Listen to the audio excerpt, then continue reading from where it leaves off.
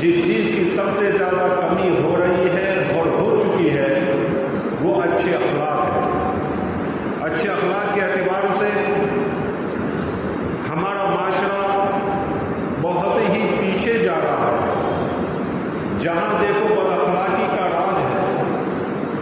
پڑوسی سے نالا ہے، بھائی بہن سے، بہن بھائی سے، بھائی بھائی سے، ماں باپ سے وغیرہ سے، رشتہ دار سے نالا ہے، پریشان بھی ہے۔ ایک دوسرے کی شکایتوں کا عام رواج بڑھتا جا رہا ہے۔ وجہ اس کی یہ ہے کہ آپس کے اخلاق ہمارے بگڑ گئے، آپس میں بد اخلاقی ہمارے اندر جنم لینے لگی، اور حدیث پاک میں سب سے زیادہ جس چیز کی اہمیت بیان کی گئی ہے وہ اچھے اخلاق ہے۔ خود اللہ تعالیٰ قرآن پاک میں جگہ جگہ مسلمانوں کو اچھے اخلاق کی تلقین کر رہا ہے۔ ابھی میں نے آیت شریفہ پڑھی، اس میں فرمایا گیا والکاظمین الغیظ والعافین عن الناس،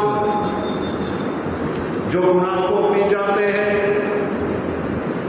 اور لوگوں کو معاف کر دیتے ہیں، اور اللہ تعالیٰ ان کو خوب پسند کرتا ہے جو نیک کام کرنے والے ہیں، محسن ہیں۔ اللہ تعالیٰ خود فرما رہا ہے۔ اور آگے میں نے ایک دوسری آیت شریف آپ کے سامنے تلاوت فرمائی، یا ایھا الذین آمنوا لا یسخر قوم من قوم، کیا ایمان والو، اے مسلمانوں، تم کسی قوم کو برا بھلا نہ کہو، اور عورتیں عورتوں کو برا بھلا نہ کہیں۔ ہو سکتا ہے، ممکن ہے کہ وہ تم سے اچھے ہوں۔ کیا کہ ہم جس کو برا کہہ رہے ہیں، جس کے بارے میں ہم نقوشائی کر رہے ہیں، جس کے بارے میں ہم زبان خرچی کر رہے ہیں، جس پر ہم الزام لگا رہے ہیں، جس کی غیبتیں کر رہے ہیں، کیا گارنٹی ہے وہ ہم سے اچھے ہیں؟ کون کیسا ہے، کیا ہے، کون مقبول ہے، کون مردود ہے؟ کل قیامت کے روز پتہ چلے گا کہ یہ مقبول ہے، یہ مردود ہے۔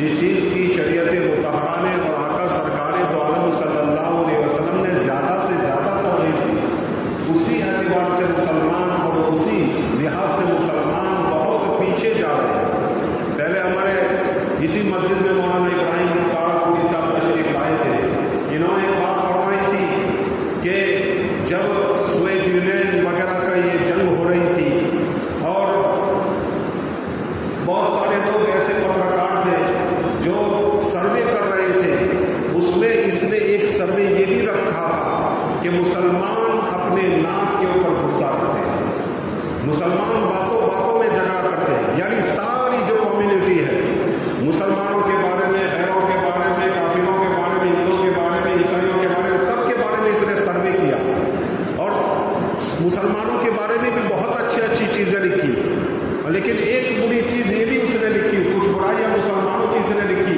कि मैं घूम घाम कर और रिसर्च करते करते करते इस नतीजे पर पहुँचा हूँ कि मुसलमान लड़ाकू कौम है, बातों बातों में गुस्सा करती है, उनका गुस्सा नाक पर होता है और ज़रा सी बातों में लड़ने लग जाती है और दुश्मनियाँ कर बैठती है। ये सर्वे है 1980 का सर्वे और उसी के दौरान का 1980 से लेकर 1990 का सर्वे है। अगर ये हमारी पहचान बन गई है, आपस में लड़ना झगड़ना, बातों बातों में लड़ पड़ना, बातों बातों में गालियाँ देना, बातों बातों में दुश्मनियाँ करना, कब तक हम हमारी ये पहचान बनाते रहेंगे? कब तक हम ऐसी पहचान रखेंगे कि गुजर जाओ जहाँ ऐसी हमारी पहचान है कि आप किसी शहर से गुजरो और जहाँ रात तक दुकानें खुली हो और रात तक लोग घूम रहे हो तो समझ लो वो मुसलमानों का मोहल्ला है, मुसलमानों का इलाका है। ये हमारी पहचान बन गई। ये भी हमारी पहचान बनती जा रही है कि आप शहर में घूम लो, जहाँ कचरा ज्यादा मिले समझ लेना ये मुसलमानों का मोहल्ला है। ये हमारी पहचान बनती जा रही है। हालांकि शरीयत मुतारा और आका सरकार दो आलम सल्लल्लाहु अलैहि वसल्लम में साफ शफाफ माहौल देकर गए हैं और साफ शफाफ माशरा देकर गए हैं, लेकिन उसकी जगह पर हमारी पहचान क्या है? हमारी पहचान ये है कि सर्वे यूँ कहता है कि मुसलमान नाक पर गुस्सा रखते हैं, बातों बातों में गालियाँ देते हैं, बातों बातों में दुश्मनियाँ करते हैं, बातों बातों में एक दूसरे के साथ लड़ने मरने लग जाते हैं। ये हमारी पहचान बन गई। हालांकि आका सरकार दो आलम सल्लल्लाहु अलैहि वसल्लम ने इरशाद फरमाया, हजरत अबू हुरैरा रज़ियल्लाहु ताला की रिवायत है कि आका सरकार दो आलम सल्लल्लाहु अलैहि वसल्लम ने इरशाद फरमाया, क़यामत के रोज मीज़ान में तराजू में सबसे ज्यादा जिस अमल का वजन होगा वो उसने अखलाक और अच्छे अखलाक का होगा।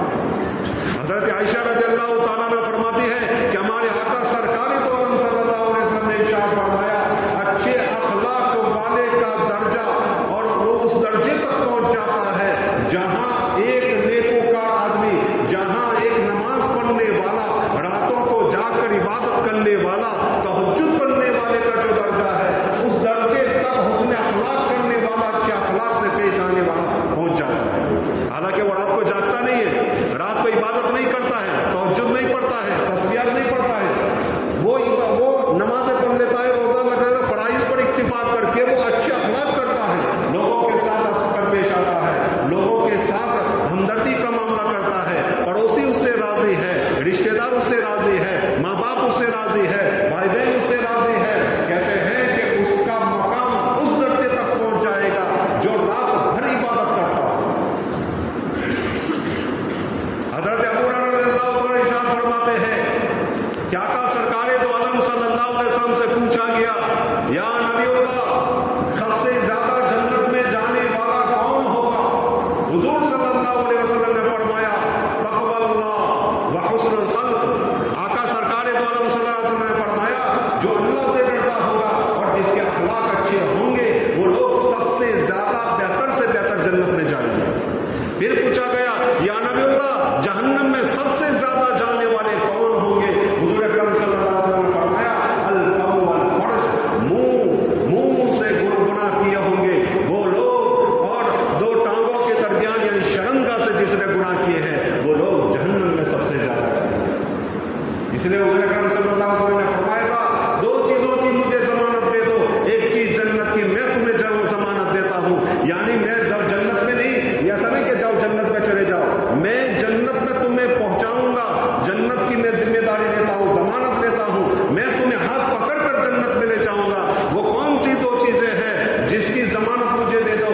एक दो जगहों के दरमियान, यानी अपनी जबान की जमानत दे दो कि इससे गलत बोल नहीं बोलेंगे, इससे गुनाह के काम नहीं करेंगे, इससे गीबत नहीं करेंगे, इससे गाली नहीं देंगे, इससे चुगली नहीं करेंगे, इससे लोगों को गालियां नहीं देंगे, इससे लोगों को बुरा भला नहीं करेंगे, इससे लोगों को हम तकलीफ नहीं पहुंचाएंगे।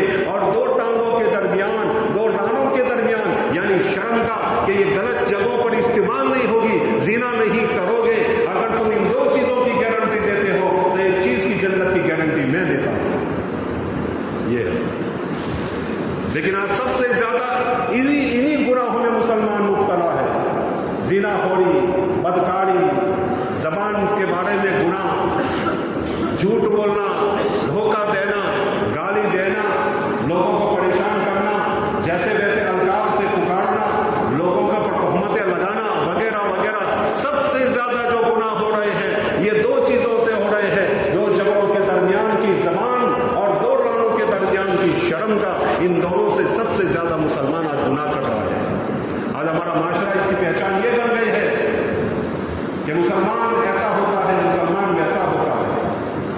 हमारा माशरा अच्छा बनाए।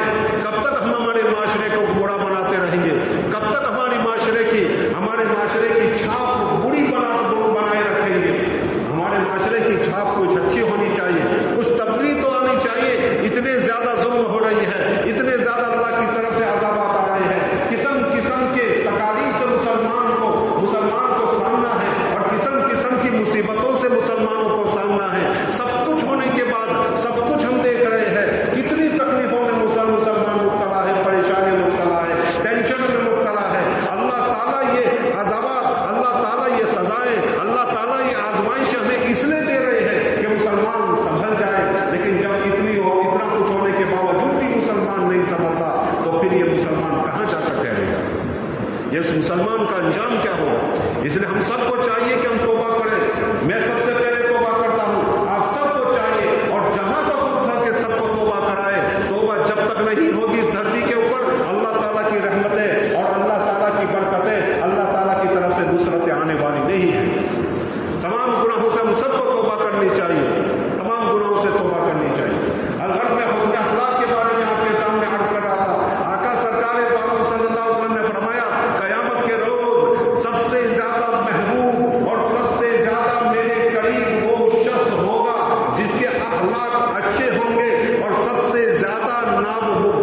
ज्यादा नापसंदीदा और सबसे ज्यादा दूर वो शख्स मुझसे होगा जिसके अखलाक बुरे होंगे। अखलाक देखे, आका सरकार दो आलम सल्लल्लाहु अलैहि वसल्लम को तो हमने देखा नहीं, हमारे 1400 साल के बाद सहाबा ने इनको देखा, हमने देखा नहीं। अब कल कयामत के दिन जब अल्लाह के नबी सल्लल्लाहु अलैहि वसल्लम उनको दूर कर देंगे, उनसे दूर हम होंगे, तो अल्लाह के नबी उस वक्त भी हमें नहीं दिखाई नहीं देंगे। दुनिया में तो अल्लाह के नबी का दीदार नसीब नहीं हुआ, आखिरत में भी अल्लाह के नबी सल्लल्लाहु अलैहि वसल्लम का दीदार नसीब नहीं होगा। तो हमसे ज्यादा बदनसीब और कौन मुसलमान होगा? तो हमें कोशिश करनी चाहिए कि हम अच्छे से अच्छे अखलाक अपनाएं, बेहतर से बेहतर अखलाक अपनाएं, सबके साथ हमारे अखलाक अच्छे हों। एक बात याद रखें, एक है हुस्न अखलाक, अच्छे अखलाक, एक है हुस्न सुलूक, अच्छा सुलूक। दोनों में फर्क है। अच्छे अखलाक इंसान के अंदर होते हैं, इंसान के दिल में होते हैं, और अच्छा सुलूक इंसान के बाहर होते हैं। अब मैं कोई आदमी किसी से मुलाकात करता है, हंसता है, मुस्कुराता है, मुलाकात भी करता है, कैसे हो, अच्छे हो, ये कह रहा है, अपने बाहर के हिस्से से सब कुछ कर रहा है, और ऐसा मालूम हो रहा है इसके अखलाक बड़े अच्छे हैं, लेकिन अंदर से बुग़्ज़ है कि कभी मौका मिला तो इसको नहीं छोड़ूंगा। हदीस पाक में आता है, कुर्बे क़यामत कुछ लोग ऐसे भी होंगे कि जब वो तुम्हारे सामने आएंगे तो ऐसा लगेगा इससे बड़ा दोस्त मेरा कोई नहीं, इससे ज्यादा खैर खा मेरा कोई नहीं, और जब तुम्हारी पीठ फिरेगी तो तुम्हें ऐसा मालूम होगा कि इससे बदतर और इससे बड़ा दुश्मन मेरा कोई नहीं। ऐसे भी लोग होंगे कि जब तुम्हारे सामने आएंगे तो ऐसी बातें करेंगे, तुम्हें यूं लगेगा कि इससे बेहतर और इससे ज्यादा हमदर्द मेरा कोई नहीं है, इससे ज्यादा दोस्त और इससे ज्यादा जिगरी दोस्त मेरा कोई नहीं। लेकिन जैसे ही वो चलेगा, तुमसे दूर होगा, तो तुम्हारे पीछे ऐसी प्लानिंग करेगा और ऐसी रेशा दवानियां करेगा कि अल-अमान वल हफीज जो आजकल हो रहा है, आजकल हम हमारी आंखों से देख रहे हैं। ये सब कुछ हमारे माशरे में हो रहा है कि सामने जब आते हैं तो बड़े अच्छे अखलाक से पेश आते हैं, लेकिन दिल में कीना और बुग़्ज़ लिए होते हैं, दिल में कीना और बुग़्ज़ पाल रहे होते हैं। इसी को फरमाया कि हुस्न अखलाक हुस्न सुलूक मकसूद नहीं, हुस्न अखलाक मकसूद है कि अंदर तुम्हारे अखलाक अच्छे होंगे तो बाहर भी तुम्हारा अलीनाउ यतरशौ माफी, अंदर जो होगा वही टपकेगा, प्याले में जो होता है नीचे से वही टपकता है। तुम्हारे दिल में जो होगा, तुम्हारे अंदर जो होगा, तुम्हारे बदन पर भी वो आएगा। तुम्हारे अच्छे अखलाक होंगे तो अच्छे सलूक भी होंगे, अच्छे अखलाक होंगे तो अच्छे सलूक भी होंगे। अच्छे अखलाक न हो और अच्छे सलूक हो तो ये कोई काम के लिए, किसी काम के लिए, यानी अंदर बुग़्ज़ हो और सामने से तुम अच्छी तरह मुलाकात करो, सामने से उसकी मदद भी कर दो, सामने उसे सलाम कलाम करो, सब कुछ करो, लेकिन अंदर बुग़्ज़ पाले हुए हैं तो ये तुम्हारा हुस्न सलूक कुछ काम का नहीं है, क्योंकि अंदर बुग़्ज़ है। अलगर्ज़ आका सरकार दो आलम सल्लल्लाहु अलैहि वसल्लम ने फरमाया, अकमलुल मुमिनीना ईमानन अहसनुहुम खुलुक़न। आका सरकार दो आलम सल्लल्लाहु अलैहि वसल्लम ने फरमाया, ईमान के एतबार से मोमिनीन में सबसे سے کامل وہ شخص ہے کہ ان میں سے بہترین اخلاق جس کے ہوں، جس کے سب سے اچھے بہترین اخلاق ہو، ایمان کے اعتبار سے وہ کامل ہو۔ ایسا نہیں کہا کہ جو بہت زیادہ تہجد پڑھے، بہت زیادہ روزے رکھے، نفل روزے رکھے، بہت زیادہ تسبیحات پڑھتا رہے، یہ نہیں کہا، بلکہ یہ فرمایا کہ تم میں سب سے کامل ایمان والوں میں سے ایمان اس شخص کا ہے جس کے اخلاق تم میں بہتر ہے، تم میں سب سے اچھے اخلاق ہو۔ تو اس سے معلوم ہوا کہ جو آدمی اپنے اچھے اخلاق بنا لے گا، اپنے اچھے اخلاق بنا لے گا، تو انشاءاللہ اس کا ایمان کامل ہو جائے گا، اس کا ایمان مکمل ہو جائے گا۔ حضرت معاذ بن جبل رضی اللہ تعالیٰ عنہ، یہ وہ شخص ہے جو سید العلماء، علماء کے سردار ہوں گے، اور علماء کا جھنڈا ان کے ہاتھ میں قیامت کے روز ہوں گے، وہ قیامت کے روز ہوگا۔ اور ان کے بارے وہ فرماتے ہیں کہ جب میں یمن جا رہا تھا، آقا سرکار دو عالم صلی اللہ علیہ وسلم نے سب سے آخری مجھے نصیحت فرمائی، وہ یہ تھی کہ معاذ، اے معاذ، لوگوں کے ساتھ اچھا سلوک کرو۔ نصیحت نہیں تھی، وصیت تھی۔ اور یہ بھی فرمایا تھا، آج کے بعد جب تم مدینہ میں آؤ گے، میری اور تمہاری ملاقات نہیں ہوگی، تم میری مسجد کو اور میری قبر کو دیکھو گے، میں تجھے وصیت کرتا ہوں کہ لوگوں کے ساتھ اچھے اخلاق سے پیش آؤ۔ آدمی جب دنیا سے جاتا ہے تو آخر میں جو باتیں کہتا ہے وہ اہم اور خاص ہوتی ہے، وہ بیان کرتا ہے۔ اس سے معلوم ہوتا ہے کہ اس نے اخلاق، اچھے اخلاق کتنی بڑی دولت ہے، اور شریعت کے اندر اور شریعت مطالعہ اور اللہ کے نبی صلی اللہ علیہ وسلم کے نزدیک، اللہ کے نزدیک سب سے زیادہ جس چیز کی اہمیت ہے وہ اچھے اخلاق کی اہمیت ہے۔ ایک عورت کے بارے میں حضور اکرم صلی اللہ علیہ وسلم سے پوچھا گیا، یا رسول اللہ، فلاں عورت روزے رکھتی ہے، نماز پڑھتی ہے، بہت کچھ کرتی ہے، لیکن اس کے پڑوسی اس سے ناراض ہے۔ حضور اکرم صلی اللہ علیہ وسلم نے فرمایا جہنمی ہے۔ ایک عورت کے بارے میں فرمایا، اے نبی اللہ، وہ اپنی نماز پڑھ لیتی ہے، اپنے روزے پڑھ لیتی ہے، فرائض پر اکتفا کرتی ہے، زیادہ کچھ عبادت نہیں کرتی، لیکن پڑوسی اس سے ناراضی ہے۔ آقا سرکار دو عالم صلی اللہ علیہ وسلم فرمایا جنتی ہے۔ اس سے معلوم ہوا کہ اچھے اخلاق والے جنت میں جائیں گے اور برے اخلاق والے جہنم میں جائیں گے۔ حضور اکرم صلی اللہ علیہ وسلم ایک جگہ پڑاؤ ڈالے ہوئے ہیں، پانی موجود نہیں، صحابہ نے شکایت کی، نبی اللہ، نماز چلی جائے گی، پانی نہیں ہے وضو کے لیے، پینے کے لیے، نہانے کے لیے۔ حضور اکرم صلی اللہ علیہ وسلم نے حضرت علی کو اور ایک صحابی کو بھیجا کہ جاؤ کہیں سے پانی تلاش کر کے لاؤ۔ ایک عورت کو دیکھا کہ جو بیابان سے گزر رہی ہے، ریگستان سے گزر رہی ہے، حضرت علی قریب گئے اور اس بوڑھی عورت سے پوچھا کہ یہ پانی کہاں سے لائے ہو، یہ تمہارے پاس دو مشکیزیں ہیں، کہاں سے لائی ہو؟ کہا بہت دور سے لائی ہوں، میں جب اس پانی کو بھر کر چلی تھی 24 گھنٹے ہو گئے ہیں، کل اس وقت میں نے پانی بھرا تھا اور جب میں یہاں پہنچی ہوں تو پورے 24 گھنٹے ہو گئے، بہت دور ہے۔ تو کہا کہ ذرا پانی ہمیں چاہیے، آپ ہمارے ساتھ چلے۔ حضور اکرم صلی اللہ علیہ وسلم کے پاس اس عورت کو لے کر گئے، اللہ کے نبی صلی اللہ علیہ وسلم کے پاس۔ حضور صلی اللہ علیہ وسلم نے کہا مشکیزیں میرے پاس حاضر کرو۔ آقا سرکار دو عالم صلی اللہ علیہ وسلم نے مشکیزوں میں اپنی انگلیاں ڈال دی، اس میں سے پانی پھوٹ پڑا، ایک نہریں پھوٹ پڑی، نہریں پانی پھوٹ پڑا۔ اب صحابہ کرام رضی اللہ عنہ، جس کو پانی جمع کرنا تھا، اسٹور کرنا تھا، اسٹور کر لیا، جس کو وضو کرنا تھا وضو کیا، نہانا تھا نہا لیا۔ پھر آقا سرکار دو عالم صلی اللہ علیہ وسلم نے کہا کہ بی بی تم جاؤ۔ وہ جانے لگی تو حضور اکرم صلی اللہ علیہ وسلم نے فرمایا، بھائی اس کا پانی ہم نے استعمال تو نہیں کیا، لیکن اس کا اونٹ وہاں سے تم لے کر آئے اور یہاں سے وہاں جائے گا، اس کے تو کوئی وزن ہے اور اس کے تو کوئی معاوضہ اور اس کا عوض ہونا چاہیے، بدلہ ہونا چاہیے، اس کو کچھ دے دو۔ صحابہ کے پاس کسی کے پاس ستو تھا، کسی کے پاس کچھ تھا، کسی کے پاس کچھ تھا، کسی کے پاس دینار تھا، کسی کے پاس درہم تھا، اس کو دے دیا۔ وہ دوڑی اپنے خاندان کے پاس گئی، اپنے قبیلے کے پاس گئی اور کہنے لگا میں ایسے شخص کے پاس سے آئی ہوں کہ جس نے اپنی انگلیاں پانی میں ڈالی تو ان انگلیوں سے چشمہ پھوٹ پڑا۔ الغرض بات آئی گئی ہو گئی۔ حضور اکرم صلی اللہ علیہ وسلم جب بھی جہاد کے لیے جاتے، جنگ کے لیے جاتے، تو کہتے کہ یہ اس بڑھیا کا گاؤں ہے، اس گاؤں پر کوئی حملہ نہیں کرے گا، یہ وہ بڑھیا ہے جس نے ہمیں پانی پلایا تھا، یہ وہ بڑھیا ہے جس کے پانی سے ہم نے وضو کیا تھا، یہ وہ بڑھیا ہے جس کے پانی سے ہم نے غسل کیا تھا۔ اس بڑھیا کے خاندان کو اور اس بڑھیا کے گاؤں کو کوئی اس پر حملہ نہ کرے۔ اطراف میں حملے ہو رہے ہیں، ہر جگہ ہو رہے ہیں، یہ گاؤں والے تعجب میں ہیں۔ ایک مرتبہ اس بڑھیا نے سب کو جمع کیا کہ کچھ پتہ بھی چلا تم کو یہ کیا ہو رہا ہے، کیا ہو رہا ہے؟ کہا میں نے پانی پلایا تھا ان کو، انہوں نے احسان یاد رکھا ہے، اس احسان کی وجہ سے ہمارے تمام علاقوں پر حملے ہو رہے ہیں، لیکن ہمارے گاؤں پر وہ حملے نہیں کر رہے، تمام کے تمام لوگ مسلمان ہو گئے۔ یہ ہوتا ہے مسلمان، احسان یاد رکھنے والا۔ مسلمان کبھی احسان فراموش نہیں ہوتا ہے۔ آج ہمارے معاشرے میں احسان فراموشی عام ہو گئی ہے، ہزاروں اچھائیاں کسی کے ساتھ کر لے، ایک تکلیف اس کو پہنچ گئی، یہ ساری اچھائیاں آدمی بھول کر اسی ایک برائی کو یاد کر کے، اسی ایک تکلیف کو یاد کر کے اس کو ایسا چھلنی کریں گے، اس کو ایسا ذلیل کریں گے، اس کو ایسا بدنام کریں گے کہ پھر معاشرے میں رہنے کے لیے لائق نہیں رہتا۔ آدمی اپنے گھر میں یا اپنے کاروبار میں سمٹ کر رہ جاتا ہے، کوئی اچھے کام کرنے کے لیے پھر آگے آنے کے لیے تیار نہیں ہوتا۔ آج ہمارے معاشرے میں بڑے اچھے لوگ تھے جو کام کرنے والے تھے، ایسے لوگ تھے جو بڑی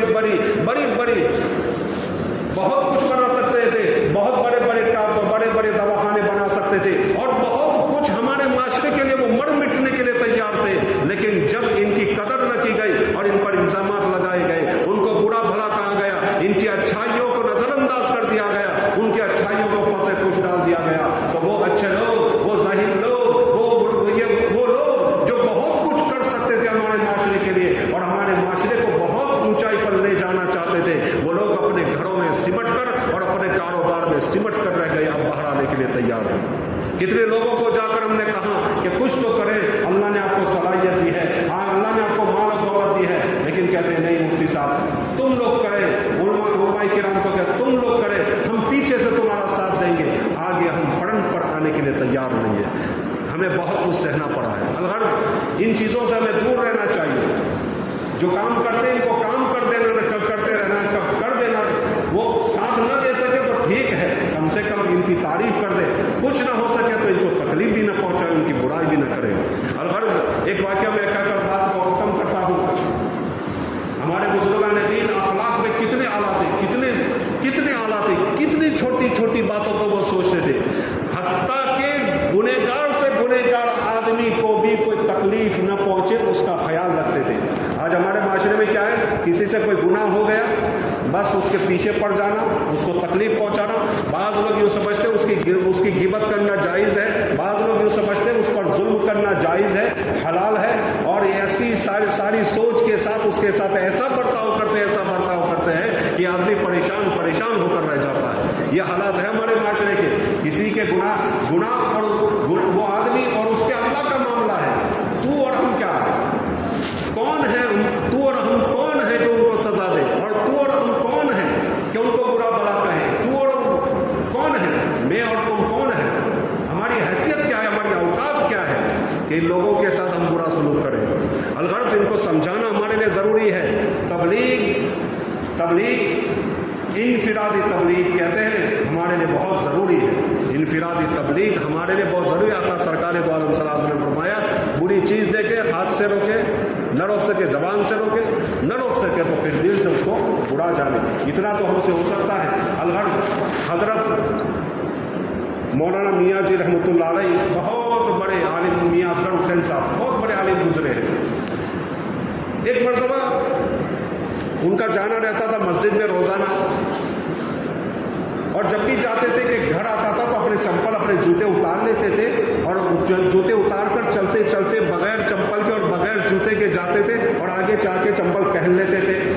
روزانہ یہ ہوتا تھا۔ ان کے خادم نے ایک مرتبہ جرأت کر کے پوچھ لیا، ہمت کر کے پوچھ لیا، حضرت میں کئی دنوں سے آپ کو دیکھ رہا ہوں کہ جب آپ مسجد کے لیے جاتے ہیں میں آپ کے پیچھے چل رہا ہوتا ہوں، آپ ایک گھر آتا ہے اس سے پہلے اپنے جوتے اتار لیتے ہیں، اور پھر وہ گھر گزر جاتا ہے تو آگے جا کے آپ جوتے پہن لیتے ہیں، کیا بات ہے؟